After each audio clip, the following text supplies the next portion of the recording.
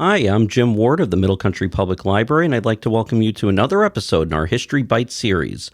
Today we will discuss the New York draft riots, which occurred in July 1863 when the anger of working-class New Yorkers over a new federal draft law during the Civil War sparked 4 days of some of the bloodiest and most destructive rioting in U.S. history. As the business capital of the nation, New York City had not welcomed the onset of the Civil War, as it meant losing the South as an important trading partner. Cotton was an extremely valuable product for New York's merchants. Before the Civil War, cotton represented 40% of all the goods shipped out of the city's port. And long after the slavery trade was made illegal in 1808, the city's underground market and enslaved people continued to thrive. When the Civil War broke out in 1861, there was even talk of New York seceding from the Union itself, so entwined were the city's business interests with the Confederate States. As the war progressed, New York's anti-war politicians and newspapers kept warning its working-class white citizens, many of them Irish or German immigrants, that emancipation would mean their replacement in the labor force by thousands of freed enslaved people from the South. In September 1862, President Abraham Lincoln announced the Emancipation Proclamation, which would take effect early the following year, confirming the workers' worst fears. At the time, Lincoln's decision for emancipation sparked protests among workers in the city, as well as soldiers and officers in New York regiments who had signed up to preserve the Union, not to abolish slavery.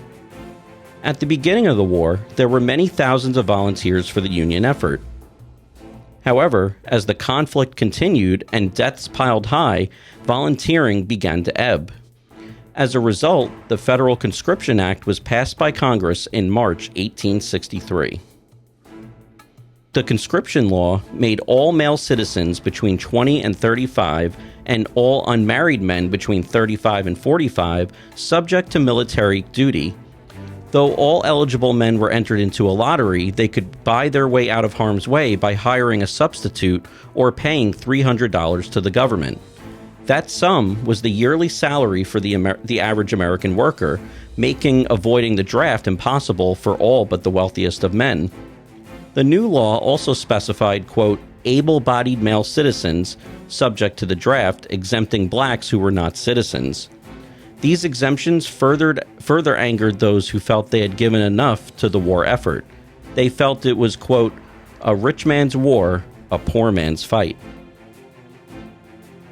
Anti-war newspapers published attacks on the new draft law, fueling the mounting anger of white workers leading up to the city's first draft lottery on July 11, 1863.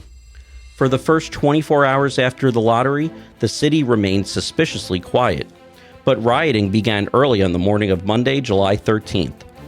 Thousands of white workers, mainly Irish and Irish Americans, started by attacking military and government buildings and became violent only toward people who tried to stop them, including the insufficient numbers of policemen and soldiers the city leaders initially mustered to oppose them.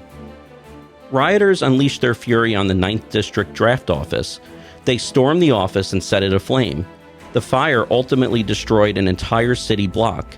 The mob also directed its anger at New York's wealthy population, ransacking and burning mansions along Fifth Avenue. By that afternoon, however, they had moved on to target black citizens, homes, and businesses.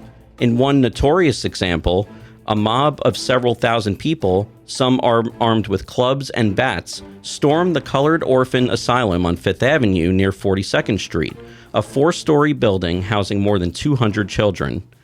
They took bedding, food, clothing, and other goods and set fire to the orphanage, but stopped short of assaulting the children, who were forced to go to one of the city's almshouses. The mob prevented the firefighters of Engine Company Number 18 from extinguishing the fire at the Colored Orphan Asylum. The criminal element from neighboring cities, such as Philadelphia and Boston, made their way to New York and joined the throng in its destruction, swelling the crowd to nearly 12,000 people. The police chief was beaten, a militia leader was killed, a black cripple was flayed and hanged. The following day, 11 more black men were murdered. A journalist reported that one of the victims was, quote, attacked by a crowd of about 400 men and boys who beat him with clubs and paving stones until he was lifeless, and then hung him to a tree. Not yet satisfied with their devilish work, they set fire to his clothes and danced and yelled and swore their horrid oaths around his burning corpse. The charred body of the poor victim was still hanging upon the tree at a late hour last evening.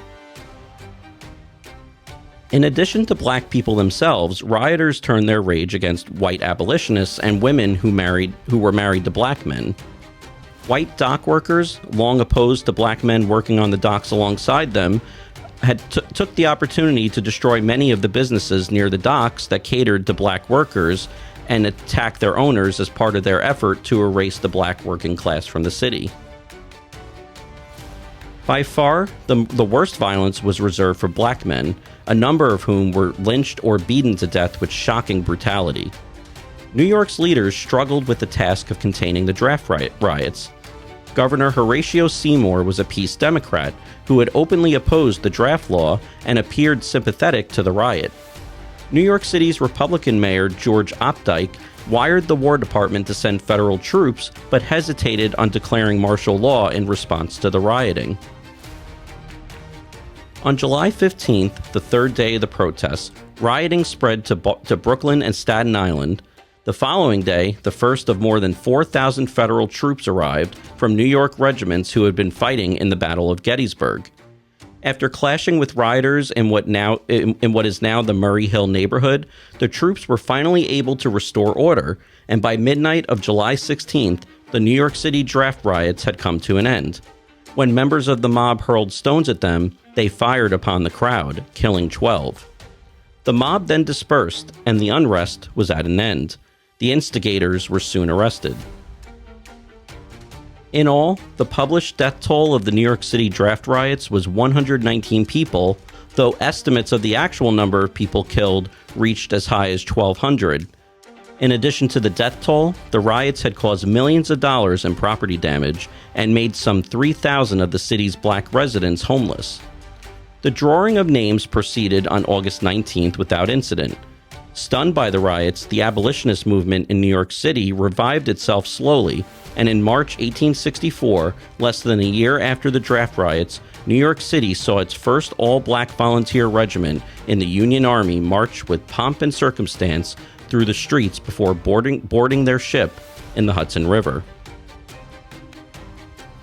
Thank you for joining us for today's episode. If you enjoyed it, click like, and if you watched on YouTube, hit subscribe. Thanks so much, and we'll see you all next time.